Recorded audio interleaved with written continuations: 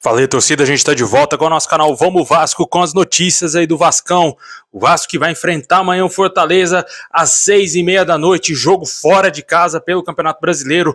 Vamos falar bastante dessa partida, a escalação do Vasco, a provável escalação. Nosso time aí vai ter mudanças. O técnico Maurício Barbieri não vai comandar a equipe. O Vasco tentou a liberação do treinador, porém ele vai ficar de fora. Também vamos falar aqui do Milan interessado no Marlon Gomes. Também uma grande reviravolta que pode acontecer em torno do volante Cuejá. O Vasco mantém o interesse no jogador e pode ser aí que ele seja reforço do Vasco em julho.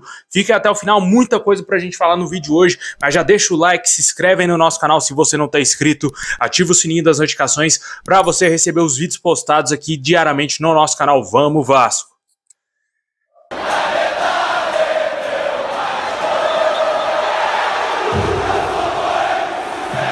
Bom, pessoal, o Vasco vai enfrentar o Fortaleza amanhã às 6h30 da noite e divulgou hoje a lista dos relacionados. Mas antes de você conferir a lista, vale sempre lembrar que esse jogo só terá transmissão do Premier Clubes.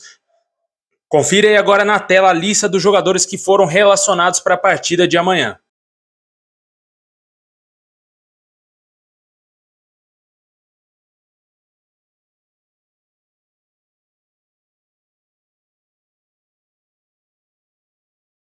Bom, e o Vasco vai ter alguns desfalques para essa partida, entre eles aí os dois jogadores que estão servindo a seleção sub-20 do Brasil, que são aí os volantes Andrei Santos e também o Marlon Gomes. Além deles, não vamos ter o Pedro Raul, que tomou o terceiro cartão amarelo, não vamos ter também o Robson Bambu, jogador que sentiu uma lesão, ficará de fora, foi cortado, sequer foi relacionado para essa partida, e o zagueiro argentino Manuel Capasso deverá ser o zagueiro titular do Vasco na partida de amanhã contra o Fortaleza. O outro jogador que não foi relacionado para a partida não foi por lesão ou por suspensão, e sim por opção técnica do nosso treinador Maurício Barbieri, o atacante Juan Cruz, que em tese chegou ao Vasco para ser o substituto do Pedro Raul, né? Quando o Pedro Raul não estivesse em campo, o ideal seria o Juan Cruz ser o titular, porém, no jogo que o Pedro Raul toma o terceiro cartão amarelo, o substituto dele, que foi contratado pelo Paulo Brax, sequer é relacionado para a partida. O técnico Maurício Barbieri optou em não relacionar esse jogador, que foi um dos últimos reforços contratados aí pela diretoria do Vasco, e claramente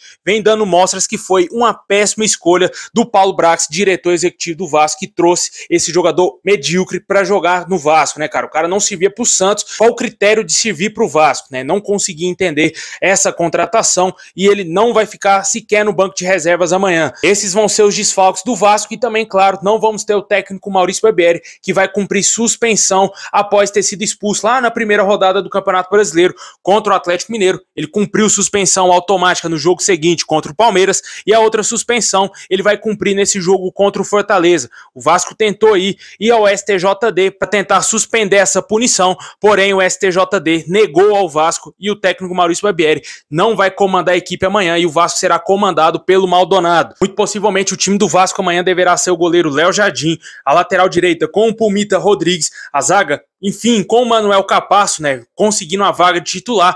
A gente não sabe se foi por merecimento ou se foi por conta da lesão do Robson Bambu. A gente não sabe ao certo o porquê da entrada do Manuel Capasso. Na minha opinião, ele já tem que ser titular, incontestável. Não existe disputa entre o Manuel Capasso e o Robson Bambu. É claro que o Capasso tem que ser titular. O Robson Bambu foi muito mal nos jogos, porém o nosso treinador enxerga de uma maneira diferente, né? Tanto que vem dando muita sequência ao Robson Bambu e por isso que vem tendo muitas falhas aí na zaga do Vasco. Completando o sistema defensivo, Léo Pelé, Lucas Piton na lateral esquerda, mais à frente o meio campo com Jair, Barros e Galaza, e o ataque com Alex Teixeira, que será o substituto do Pedro Raul, Gabriel Peck e muito possivelmente Figueiredo. Esse será o provável Vasco que vai enfrentar o Fortaleza amanhã às 6h30 da noite. Jogo, como eu disse, só com transmissão do Premier Clubes. Deixa aí nos comentários o que você acha dessa lista de relacionados, se você acha que o Vasco poderia colocar um outro jogador como titular, se você gostaria de ver o Alex Teixeira jogando ali meio com uma espécie de falso 9, ou se você escalaria um outro jogador para substituir o Pedro Raul. Deixa aí nos comentários aí e comenta também qual o seu palpite.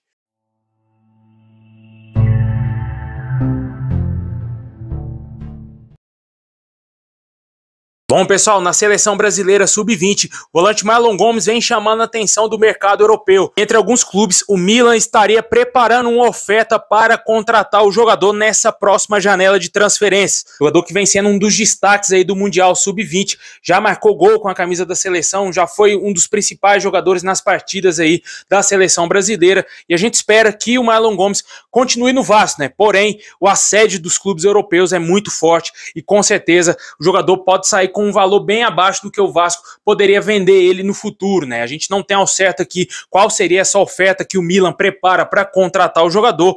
Vamos aguardar, né? Vale ressaltar que o jogador renovou seu contrato recentemente até 2026 com o Vasco e certamente tem uma multa muito mais elevada do que tinha no passado. Vamos ver aí se vai chegar uma proposta boa. E, claro, se chegar, eu acho que o Vasco vai analisar sim e muito possivelmente pode vender o jogador, assim como fez com o Andrei Santos. A primeira proposta que chegou lá do Chelsea, o Vasco analisou e aceitou, e o jogador saiu rapidamente do Vasco, né? Foi um negócio muito rápido, na minha opinião, e o Andrei Santos deixou o Vasco e, porém, voltou por empréstimo. O Marlon Gomes deve ser um caso diferente, né? Ele já está jogando na Série A do Campeonato Brasileiro, está jogando o Mundial Sub-20, com certeza não terá nenhum problema para jogar na Liga Italiana, caso ele seja transferido para o Milan. E para você, torcedor, você acha que o Vasco tem que vender o Marlon Gomes? Você acha que tem que segurar? Porém, a gente sabe que a diretoria do Vasco quer sim fazer dinheiro com os jogadores e o Marlon Gomes é tido sim como um dos ativos do Vasco.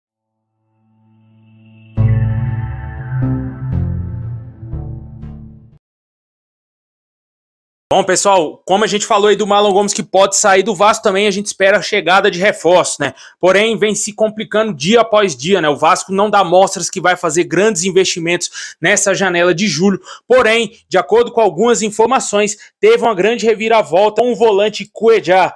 Globoesporte.com disse que o Vasco ainda mantém o interesse no jogador e também no volante Campuzano. Campuzano seria meio que uma espécie de plano B, caso o Vasco não consiga fechar com o Cuejá. Ressaltar que, de acordo com a informação, o Vasco entende que é uma negociação extremamente difícil pelos valores envolvidos, já que o jogador recebe um valor extremamente fora da realidade do futebol brasileiro atualmente. Mas, com certeza, se ele voltar ao Brasil, ele vai ter que diminuir drasticamente sim os seus salários. É um jogador que já tem 30 anos e vale ressaltar que o contrato dele, diferentemente como várias informações trouxeram aí, que o contrato dele se encerrava agora, nesse ano de 2023, está errado. O contrato do jogador se encerra em junho de 2024. Ele ainda tem contrato com o Al Hilal. Porém, há informações que, devido a um limite de estrangeiros na Arábia Saudita, irá facilitar a saída do jogador do Al Hilal, já que ele, muito possivelmente ele não deverá ser aproveitado. Ele sequer foi relacionado aí para algumas partidas do Al Hilal. Vamos ver se o Vasco vai intensificar aí as conversas pelo jogador. O Internacional também é um outro clube interessado no jogador, também ouvi falar do Corinthians, porém hoje o Vasco pode surgir como uma boa possibilidade. Só que infelizmente a gente sabe que a diretoria do Vasco ela é muito lenta. O torcedor fica esperançoso no momento que o Vasco pode tentar fechar alguma contratação de impacto, trazer grandes jogadores para o Vasco, só que aí vem o Paulo Brax com a sua lentidão, vem a 777 Partners e meio que breca a vontade do torcedor, né? A gente tá vendo isso aí, né? E está bem nítido para todo mundo que parece que o Vasco não faz questão nenhuma de contratar grandes jogadores para o nosso elenco. O Vasco já está na zona do rebaixamento e eu não estou vendo nenhum tipo de movimentação interessante aí no mercado para o Vasco contratar grandes jogadores, né? O Vasco não está forçando tentar trazer um grande jogador, não está tentando ir atrás de grandes jogadores. A informação mais concreta que a gente tem hoje é que o Vasco vai tentar contratar jogadores que estão disponíveis e que estão livres no mercado, né? Situação complicada, aí reduz drasticamente a qualidade dos jogadores que virão para o Vasco no meio do ano. E para você, torcedor, você acha que o Cuejá seria um bom reforço? Você acredita que ele vai ser reforço do Vasco? Porém, o alto salário do atleta pode ser um grande entrave nessa negociação.